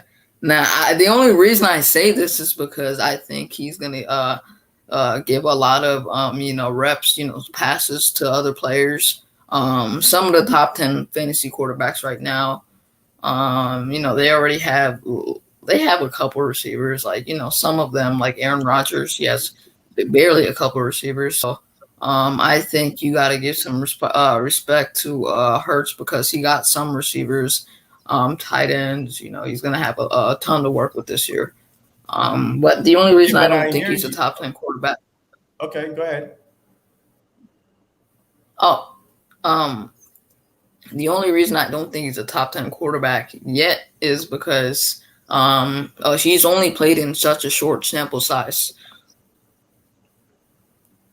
Okay, but as fantasy, to be a top 10 fantasy, a lot of top 10 fantasy quarterbacks are top 10 in the regular league because they are that hot. They are the next big thing. You want them on your team. You would not want a 20, a 15, a number ranked 15 or 20 quarterback on your fantasy. You would not, because that requires the whole team in order for you to be a top 10 fantasy quarterback.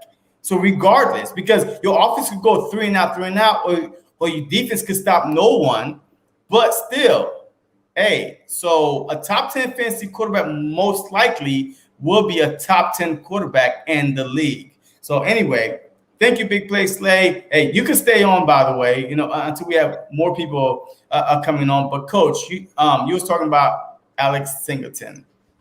First of all, I think Alex Singleton has a chance to break that record for what I've seen for the last couple of for the last couple of weeks, from the way he blew up that screen pass by New England in the game. They're able to get off that block. And it's not easy to get off a block. The way he got off that block and shielded that block and still ended up making a tackle, that shows you how very good he is, flying around the ball. And basically, when you have a running back running the ball, it's important for all 11 of you guys at the football. And Alex Singleton is basically it's every time you can find him everywhere around the field. This guy's just magnificent. What got me last night, this guy's a phenomenal player, is the way he got off that block on that screen. And that would impress me the most. But like I say, I see some great in Alex Singleton, man. I think this guy is very, very good, and he has a lot of potential. Okay, look, I like it. But ladies and gentlemen, we have a spy in this stream tonight. A spy. He's not an Eagles fan. He's not an Eagles fan. He's a Giants fan. So I'm intrigued to hear what he has to say about the Philadelphia Eagle preseason, because I ain't talking about no damn Giants. So I'm interested to see what he has to say about the Philadelphia Eagles. So Nate, I'm not going to ask you no questions. You came on here on your own. So obviously you got a lot to say. So I'm going to give you the floor, and then you can say whatever you want to say. Little Giant is on you. All right. So I'm going to just answer the Alex Singleton question. Mm-hmm. I actually like him. He's a solid. He makes the tackles when he needs to. I think he in my opinion, he can be Blake Martinez. Like, no joke. Like, he's good at stopping the run.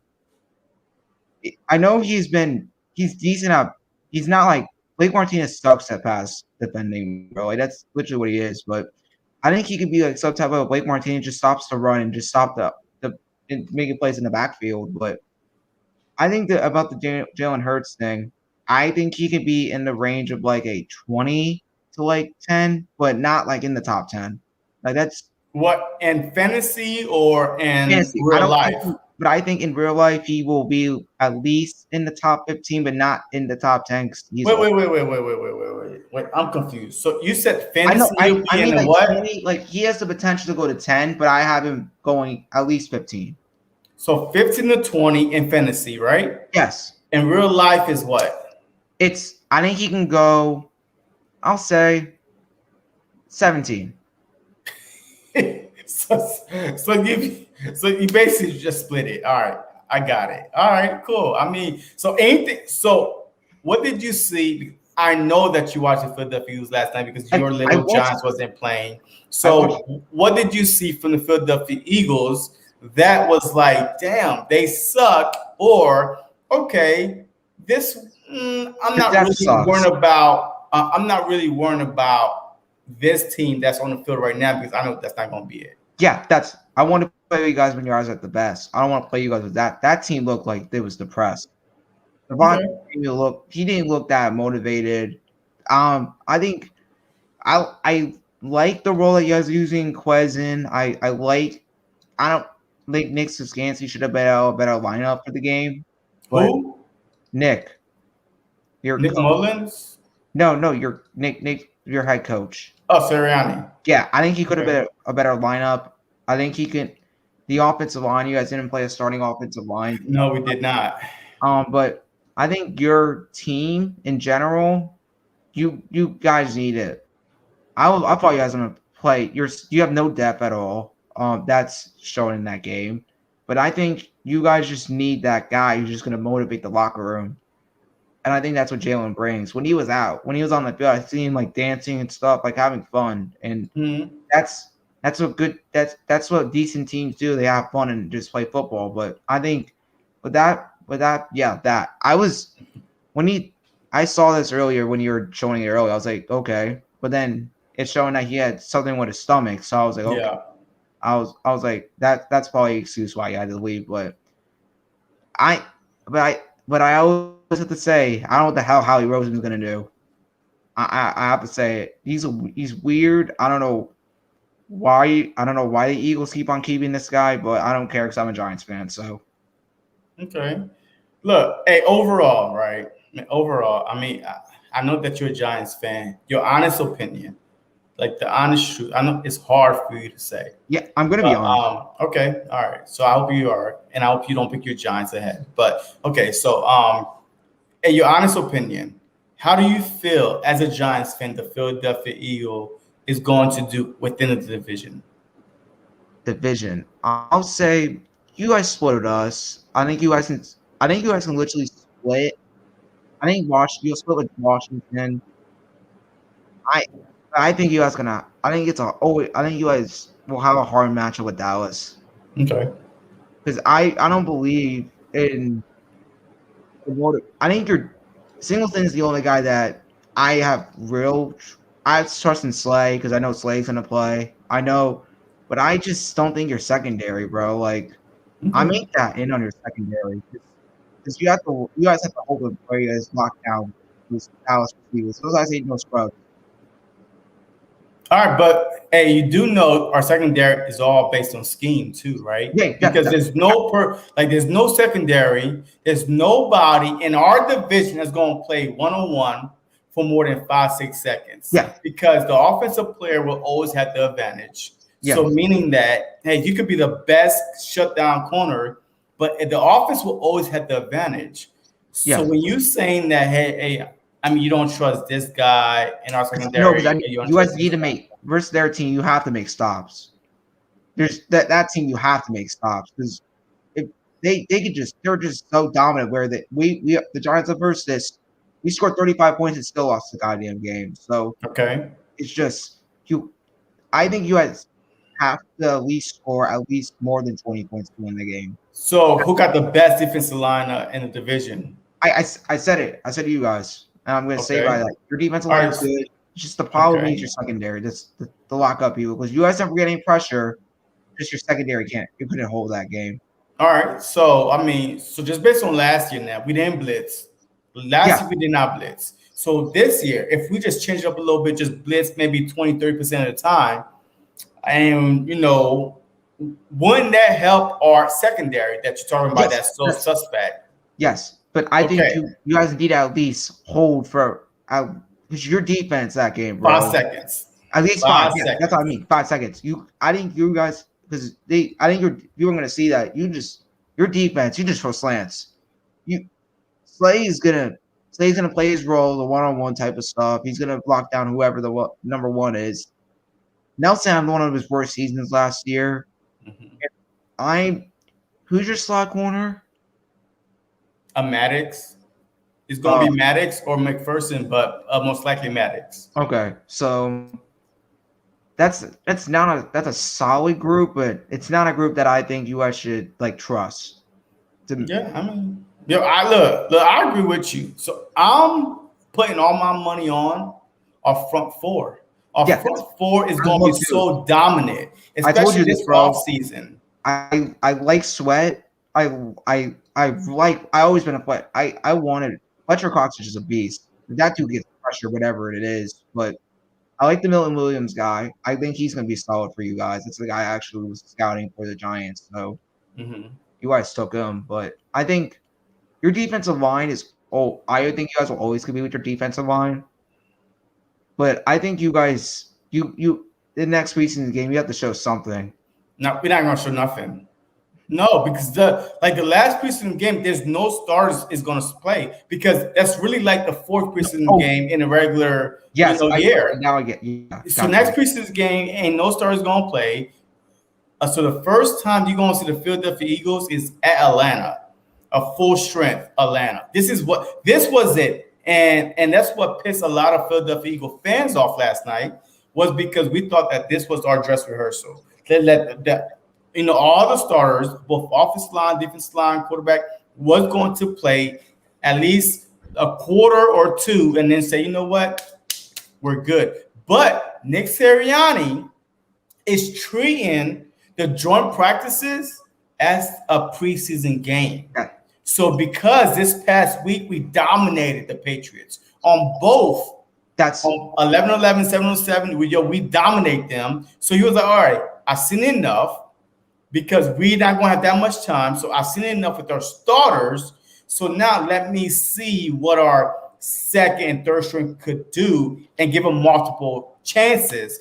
And that's why, we saw the whole, confliction of, the starting wide receivers, but the backup second offensive line, the starting linebackers, but our backup defensive line. So we was confused. If you was confused watching it, imagine how the Philadelphia Eagles that paid money to go there watching it felt. I was like, is this week 17 again? I was like, what the hell happened? Yeah.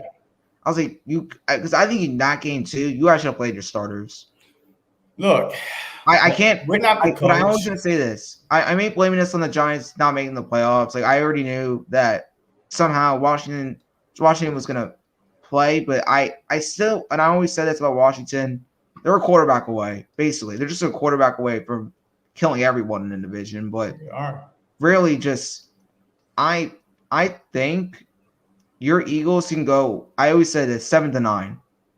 I had 7-9. You guys can get to 7-9, and I told that to Dante, and I told that to Mitch, and I told that to everyone. And Mitch agreed with me that you guys can go anywhere to 7-9 wins. Okay. Look, hey, I just saw something right now that Browns cornerback Troy Hill and Giants wide receiver Sterling Shepard confronted each other and threw punches during practice. Oh no, it was like a second. It wasn't that long. It was because what's his name? Because Troy threw the punch first. It wasn't Shep. Shep just went because because Shep killed them, and then he got so mad that he threw a punch at Shep. I was like, whatever. All right, hey, little giant. I appreciate you blessing me on my channel. So let them know where they can find you at. Okay, got you. Nate Talk Sports. Really, I'm almost to 100, so hopefully I get there. But yeah. So how much more you need for 100? 6. Oh, okay, all right. Congrats. You might be about 5 or 4. After tonight. Yeah, hopefully. All right. Okay. So look, I appreciate you stopping by, and you're welcome anytime to talk Giants. And we definitely be talking Giants, Eagles the week of the matchup. All right? Yep. Got you. All right, bro. brother. Later. Peace. All right, Nate. Milton Williams is going to be a force for years to come. He was besides Singleton, Milton Williams was on fire. Like, he's been playing inside, outside, but he's been a beast. So what is your thought on Milton Williams? My thoughts on Milton Williams, man. Like I say, just basically like Alex Singleton, I see him being a force, man. He's having a excellent preseason. I mean, last night, man, he was a beast, man. Last night again, I feel like Singleton, Milton Williams, and I'll say again, Devonta Smith. If you want to say the punter, those were probably the positives last night that you thought. It wasn't all bad, but you definitely saw some positives out there. And Milton Williams is one of them, man. Like I say, I love this guy motor. I love this guy energy. And I love the way he just makes some plays, man. And Milton Williams, I believe he caused that fumble last night. Well, he was the one that caused that fumble. I don't know who it was, but like I say, Milton Williams is going to be a beast, man. I love Milton Williams.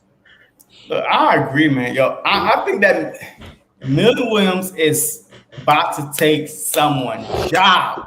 I'll tell you right now, if Fletcher Cox, and I hate to say it, if Fletcher Cox don't show up and Hargrave shows up, and they're going to let Cox play out this year. Yeah. But next year, it's a big cap hit, though. It's about $15-16 million cap hit. But the Philadelphia Eagles, they are known for that. Man, we got rid of Carson Wentz and took a $30-something million cap hit. It is what it is. But if he could push two defensive tackles out the way and make way for other people to get the snap, absolutely. Yo, he's going to be a force to be reckoned with. I love his energy. Yes, people say that, hey, his arms and that's big. You know what I mean? I don't know when arms matter so much. I thought it was, strength, over arms. But I guess if your arm ain't big, you can't play on the line or something like that. But Trent Cole wasn't the biggest guy. But his motor was so unstoppable. The energy and the motor. He knew how to get to that quarterback regardless. So I think that Milton Williams is going to play hard, and he's going to play a lot of snap this season. I'm telling you right now, he's going to make the 50-man roster, period. He's made the team. I believe he's going to make the team. But like I say, motor, effort, hey, that brings a lot, man. A lot of energy. I like this guy, man. I believe this guy going to be a force, and this guy definitely is going to make the team, man. I just love his motor, his passion, his ability to work. I love Milton Williams, man. Yo, absolutely, man. Another bright spot was Stahl. Stahl looking good catching the ball last night. I mean, everybody think that he's going to play the H-back, the 4-string tight end. But I don't know. With the Jackson injury, he might fight for that number 3 tight end. I mean, it depends how many times we keep on the team, or if we want to keep, through 3 tight end and make Stahl a H-back, a fullback type. Yeah. But I don't know. But last night, this dude got some hands and he got some yak. So, and that's one thing that Zach Ertz don't have, but Goddard have, and Rodgers got a little bit of it. But so I mean, if you saw the game last night, what did you think about Stahl? And what do you think where on the depth chart, where you think that he should be at? Like I say, I believe like any injury open up a spot. But for what I saw with Stahl last night, like I say, the ball that was tipped that he had, that almost had, it was an interception. I mean, he has to catch that pass. I mean, if the ball hit your hands, you got to catch it. The ball was a little bit high, but he put his hands on it. And then the last ball, the ball before that, I believe that Nick Mullins threw. I don't believe that was Stahl's fault. I believe it was basically over his head on a 3rd down play, and the pressure got into Nick Mullins' face. But I thought he did pretty decent. Besides the one drop pass that he had last night, I believe he's being pretty decent. So like I said again, I see potential of Stahl making his team. Probably playing a little bit of fullback, And like I said, I believe he's gonna get better. But like I said, do I blame the first drop ball on him? I mean, no, because the ball was high. But the second one, he should have caught that pass with result in an interception. But like I said, I think he's got a lot of potential of making his team. Look, I love it, and look, I can't wait. I can't wait. Gainwell and Sanders. Sanders played last night. He looked good with the first couple carries, and Gainwell looked good catching, at the backfield and stuff like that. So I think that my top 4 running back would be Sanders, Gainwell, Howard, and Scott. So do you have anybody different? No, I got the same. I got Miles Sanders, Kenny Gainwell, and he's been balling the last 2 preseason games. So he had 2 great preseason games, catching out of the backfield, running the ball. Every time he got the ball, he got yards basically. So he impressed me a lot. I got actually Boston Scott. But I think Boston Scott can slip in there. Elijah Holyfield, I think he's on the verge of not making his team. I believe it'll be a little bit too late for him. But the runs that he did get was pretty decent. The one on the sideline when he almost knocked the guy out, that was pretty decent. We almost knocked the guy when he seen the guy was fit to hit him, and he went on and almost knocked him out. But I think it's too little, too late for him. But again, that's the lineup. Like I say, I'm gonna kind of go with. Like I say, I feel comfortable. I think just Elijah Holyfield. I haven't seen actually enough of him. I'm gonna go with. I like Boston Scott. I like pretty much Boston Scott and Kenny Gainwell, and pretty much everybody know Miles Sanders and Jordan Howard. That's what I'm gonna go with. Yeah, look, absolutely. Yeah, I love it. Look, the key to the Eagles' success this season has to be the first string D line and O line. Yeah, period. yeah, Period. yeah. So if they're not healthy, the Philadelphia Eagles ain't going anywhere. Yeah. I mean, that's my opinion, but I feel like after last night, that should be 99.9% of Philadelphia Eagles fans. We did not have our first team offense line and our first team defensive line, and you saw what happened. So definitely. To me, even if Jalen Hurts struggles a little bit, as long as he don't struggle like last year, as Carson Wentz struggled and throwing a lot of picks, a lot of fumbles, which I don't think he will, because like so far this preseason and training camp, he's been smart enough to throw away the ball and to know where the hot route is. Yeah. So what is your key to the successes for the season? First of all, keep that offensive line healthy. The wide receivers, I just want to see them be developed the right way and stay healthy. That goes for any team, any team. You want to always have the healthy team out there, so you can know your full potential of this team. But you ain't gonna know that if you don't stay healthy. The backups, the second backups in case of first. Someone like Josh Sweat go down. You have to have somebody behind him that's gonna perform. Especially the backup quarterback. Jalen Hurts get hurt. I mean, can we win with Flacco? I don't think so. For what we saw, Nick Mullins, can we win with Shitty Mullins? I don't know. So, but my main concern is pretty much Jalen Hurts, man. If he goes down, who's going to be our backup quarterback? Who's going to be our backup quarterback? That's the main concern with me. That right now, that's the engine to make everything go. Is Jalen Hurts right there? Is keeping him upright. This offensive line keeping him upright. That's the main concern right there. And the receivers in the offensive line staying healthy. No injuries. No injuries for me. I feel like we're gonna have a pretty much pretty good season. No injuries, but especially at that quarterback situation and keeping Jalen Hurts upright. So I agree, man. Like last night, and this is exactly why I'm not so mad about last night about Nick keeping our starters out. Yeah. Because what's his name? I think is Grom, Jason Grom. Yeah. He went out with the season-ending a knee injury last night. Yeah. So imagine that could have been a Richard Rodgers or a Dallas Goedert, and you never know. So I'm not a big fan of preseason. If it was up to me, I'd cancel the whole preseason, have joint practices, and then, hey, we start the games. because preseason a lot of time because you playing against players that are fighting for their lives that want to make this team, and they don't care how they're about to take you out, regardless. And I don't know. I mean, if that was the case last night, but I know that there wasn't no stars out there for the Patriots at the time this dude went down. So maybe, but it was a non-contact play though. Yeah. So I mean, so anything like that could happen. So that's why I'm not so, like young about Nick not playing our stars last night because injuries. And the Philadelphia Eagles the past 3 seasons since we won the Super Bowl, even during the Super Bowl year, we've always had injuries. So I'm okay. That's another reason why I'm not panicking. I'm okay with him sitting out the starters to protect their health. Week 1 is what I'm targeting at. Week 1. Yeah. Week 1 is the first game. I don't care about no preseason, no training camp, no week 1.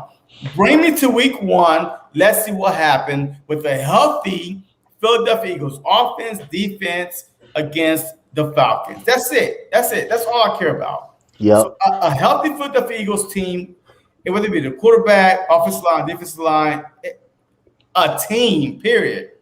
We will win a lot of games. Yep. But a few key missing pieces in there, we're going to lose a lot of games. Especially at the quarterback position, man. I mean, that's one important. That's possibly the most. That's the most important position on the field. That's the quarterback situation right there. The man under the center. We lose Jalen Hurts, man. We can expect a long season. Especially we can expect a very long season. We'll be over here down there ranting almost every single day about Joe Flacco and Nick Mullins. But that's the main thing you want to keep up. You want to keep up, right? And you want that offensive line to protect them and protect the Jalen Hurts. You don't want nobody to get hurt on the offensive line, especially you can't for your quarterback to be getting injured and to have those little mental injuries like that. Yeah, absolutely, yo. I agree. Hey, we about to wrap this up, man. Before we wrap this up, where could they find you at? I know I literally put up your link right there, but where else could they find you at besides YouTube? Man, y'all can follow me at Coach Dante31 on Twitter, Coach Dante31 on Instagram, and y'all know y'all can find me on YouTube at Coach Dante Regular. Yes, sir. And as always, man, we about to go out on fire with this outro. Let's go, man. Burn.